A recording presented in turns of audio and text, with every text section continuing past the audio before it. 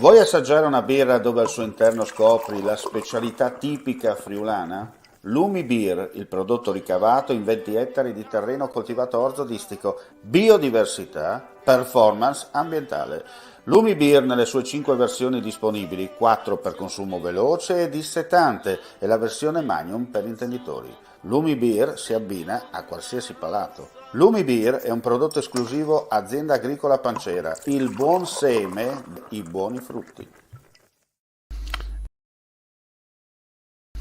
Di nuovo fiamme poco dopo le 14 nella pineta di Bibbione all'altezza del faro lungo la darsena del fiume Tagliamento, già teatro venerdì scorso del violento incendio che ha distrutto oltre 50 ettari di bosco e terreni agricoli, oltre al danneggiamento dell'imbarcadero del traghetto ciclopedonale che collega Bibbione e Lignano. Sul posto stanno operando in questo momento i vigili del fuoco anche con l'ausilio di 2 elicotteri.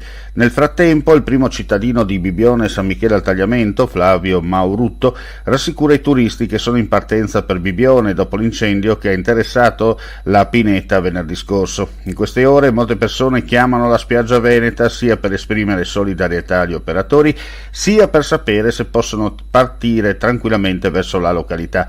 Verso le 11 di questa mattina era uscita una nota stampa con la dichiarazione del primo cittadino, la quale riportava che nella giornata di oggi, 18 luglio, sono iniziati i lavori di ripristino del pontile e domani sarà possibile accedere di nuovo al faro. Questo chiaramente prima dell'incendio che tuttora è in corso. Ci auguriamo insomma che le squadre di soccorso riescano ad operare e a estinguere nel più breve tempo possibile il rogo che ci auguriamo non crei ulteriori danni non solo ambientali.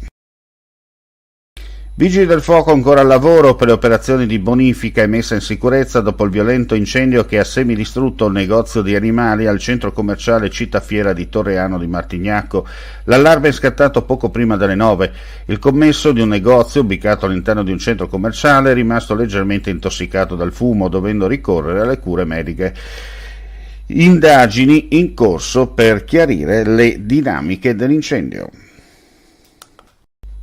Sono fiducioso nel buon esito del percorso per l'ottenimento del marchio europeo di indicazione geografica protetta per la patata friulana, una strada sostenuta dall'amministrazione regionale che potrà contribuire a valorizzare la produzione pataticola locale.